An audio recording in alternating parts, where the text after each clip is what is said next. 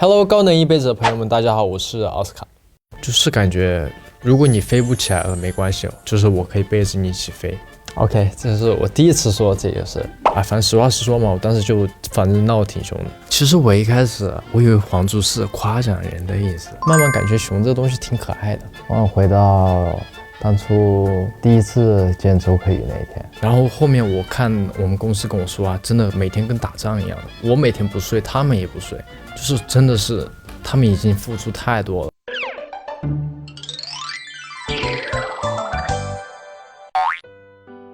就很自然的约上，就是本来成团过后我们说好的，就是在飞机上我们一起喝着饮料，然后一起干个杯。但是没有实现的话，我们就当时就约了一个餐厅。他毕竟来中国来北京嘛，我就想带他玩，然后带他去吃好吃的。所以你现在吃的是啥呀？墨西哥菜，因为我们在营里就有说吃墨西哥菜啊，然后就刚好有机会就带他过来，然后那家也是周柯宇推荐的嘛。那有没有想过什么时候和周柯宇一起去吃呢？他忙死了，一天到晚忙得要死。最深刻的那200只熊好像挺深刻的，就打个电话200只熊，就那天我下机场的时候，哇，就真的感觉看了200只熊一样的，就挺惊讶的那天。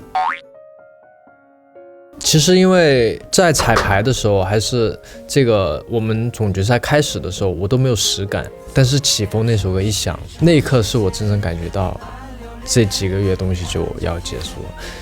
就是像我现在我说到那个想到那个时候的画面，我其实心里还是挺难过的。现在会有起风的 PTSD 了？没有，我小作文就是那个边听起风边写的，就飞机上面的时候一直只听那首歌。就是他老掉羽毛，彩排的时候我们彩排了好多天，我一次都没掉过，真的一次都没掉过那个羽毛。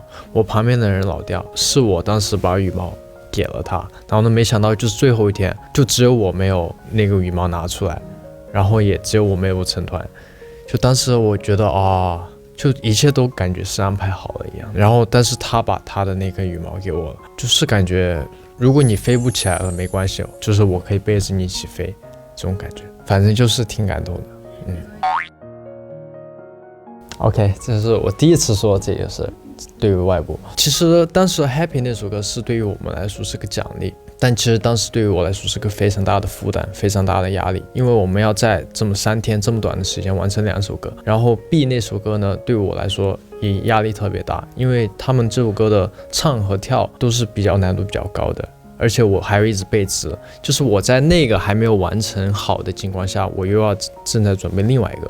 就是当时是一心二用的感觉，我就不想要这样子，所以跟大家起了一个争执，然后其实当时吵的，我当时闹得还挺凶的，在那个选管办公室的时候啊，反正实话实说嘛，我当时就反正闹得挺凶的，因为当时可能就是被压抑了很久的东西，感觉突然爆出来了，但是他们都很理解我，他没有一个人就是责怪我，这是让我比较感动的地方。后来是因为他们把那个本来我们这个 Happy 是有一个舞的，一个从头到尾都有舞蹈的什么的，但是他们也知道我们压力太大，所以把它改成了是这种跟观众互动型的，就是一个就是开场就让大家很开心。这首歌我觉得这样做才叫 Happy 嘛，就是整的大家都不 Happy 了，干嘛呢？所以我一开始不想要去做那个舞台，我觉得那个负担太大了。节目组当然是想要给我们更多的舞台，然后让我们更多表现自己。然后呢，我也理解这个起点是好的，但是真的，因为我想要我的每一个舞台，我要都给它完成的，达到我的那个标准。如果没达到那个标准，还不如不去做它。不能，说实话，就是我觉得王正雄也是我，奥斯卡也是我，两个都是我。怎么说呢？就大家每天这样熊这样叫，给我叫的感觉，我就自然而然的感觉就接受了这些事情一样，慢慢感觉熊这东西挺可爱的。对，我以前不大喜欢熊的，但现在觉得熊挺可爱的。小尾巴还是不愿再熊。哦，对，我这改回来了。接上了是吗？但是其实表面上还不行。对，还好，再慢慢的再完全的去接纳它。其实爆出来过后，很多人反而他们愿意去了解我了。我不知道我应该感谢他，还是应该一开始我对他真的是哇，我在想为什么他会做出这种事情，就很生气一开始，所以有好有坏吧。我是有看到一些不好的评价，因为我觉得其实你在舆论上面被骂是一件非常非常正常的一件事情，就是你是谁你都可能被骂，因为没人是完美的，他们可以骂我，你凭什么去骂我身边的人呢？就是我身边的人他们什么错都没有，我不想要因为我的事情我家人受伤害，我朋友受到伤害。其实我一开始我以为皇族是夸奖人的意思，我不知道皇的真正的意思是什么，我以为是皇族太子什么，我以为是好事，结果是贬义词，我一开始不知道。我觉得这个事情就是节目组有他们自己想要推的人，他们自己想去做的人，那这也不是我们能够去控制的东西。那不要因为他镜头多了或者是少了而去怪任何人，这不是我们任何选手能控制的事情，就是不要因为这些事情而完全否定一个人，包括一个节目，我们90个人出来，我觉得这只是一个节目，不能够把他们所有人最真实的一面展现给大家，所以这不代表全部，所以我希望就是再去了解他们过后，然后再去做评价是会比较好的，因为大家还是会戴有色眼镜去看很多事情，包括我以前也会。周柯宇他就是一开始死高冷的，人又高，然后脸又臭，但是后面真的发现，是我能够信赖的人。安慰我不觉得是安慰，我就觉得也很开心，他们能够觉得可惜，因为其实成团一直来说，对于我来说是我梦想的开始的一个地方。我一开始想做这一行，就是因为我想要做男团，但是我现在觉得还好了，因为我收获到了暗姐们对我的爱，所以我就 OK。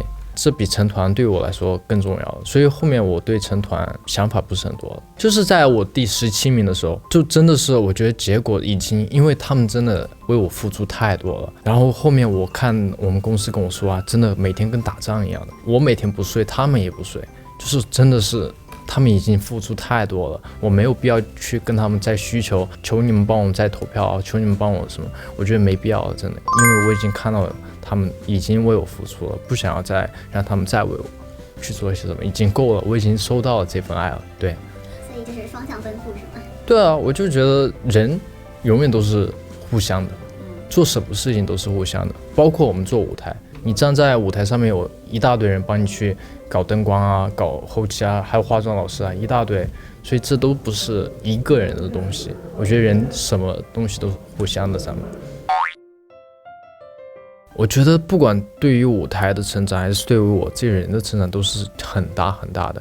一个综艺节目是最能让我成长的一个地方，他们能在你短短4个月里面能换取我可能几年的精力吧，因为真的在里面学习到了真的很多，不管是跟人的交流也好，还是对于舞台的这种东西也好，真的有进步很多。就没有过那种什么我后悔参加这种节目的念头？从来没有任何时候我想过我后悔来这节目，一丝都没有过，真的，我敢这么说。那你之后还会想再参加？不会了，因为其实这次来参加这节目也是鼓起了挺大的勇气。我不喜欢太去争、太去抢，但是创造营就没有这玩意儿，没有太多的这种，大家都是为了完成一个让自己满意的舞台，这是我觉得创造营最大的魅力。如果我再参加一个节目，我不可能再看到这种场景，很难再看到了。因为我想要让我女儿当个小公主，我想去保护她，然后我想要看着她一步一步的长大。儿子的话，我觉得放养吧。所有眼影都是我自己想要的你说哪一个？衍生那个是吗？对，就是衍生那个只是为了配合那个吸血鬼，我想画的再吸血鬼一点。对，我就老师你随便给我往脸上画，能多重多重。我看到老师拿那个粉直接往我脸上狂刷。你知道后来粉丝对你那个造型就是说什么吗？就是说愿奥斯卡再无红色眼影。我还是会想再尝试一下。我觉得人在尝试的过程当中嘛，不是因为我失败了那个红色眼影，我就不去再尝试了，就是慢慢去找到最合适的那个红色吧。可能那个红色色号不对呢，是不是？化妆老师记得帮我研究一下。真的想，我想去玩，我不想去那儿干活当时我跟青年约好了，我们要去住那个希尔顿，我们要一起去那儿看海，然后就一直说的是，总有一天我们两个成功了过后，我们两个去住那个地方。所以你们俩功成名就之后是想要回海花岛住希尔顿？对，你看那感觉不一样啊！你成功了过后，你回到你最初始的地方，那感觉真的不一样。最近一个联系的创造营学员是青年胡涛、周柯宇，也跟周柯宇联系了吗？那当然了。方便透露一下发了什么？OK， 我透露一个，他叫我不要去看那个《大岛日记》，他说他看了过后又哭了。那你比赛期间最喜欢的一个舞台是什么？最遗憾的一个？最喜欢当然是封顶了，然后遗憾我觉得都没有遗憾，这是我最开心的一点，也是没有遗憾。从熊妹、熊小子当中挑出一个你最喜欢的昵称。就小熊就其实这名字本来就不太满意，主要是被你们叫习惯了，然后自己也感觉接受了，就感觉挺可爱的。对，如果你有一次回到过去的机会，你最想回到创造营的哪一天？我想回到当初第一次见周柯宇那一天。那一天是那么美好吗？那天不美好，就互相看不爽互相，要回到互相看不爽的那个阶段。就对，回到那个时候跟他说臭小子。最想送你的粉丝暗姐什么礼物？实体的，一定要是实体的可以送的那种东西。给我们发红包吧，等我有钱了。对，抽奖吧。他这太丑了吧！哎呀妈呀，他这是干啥了呢？是这样的。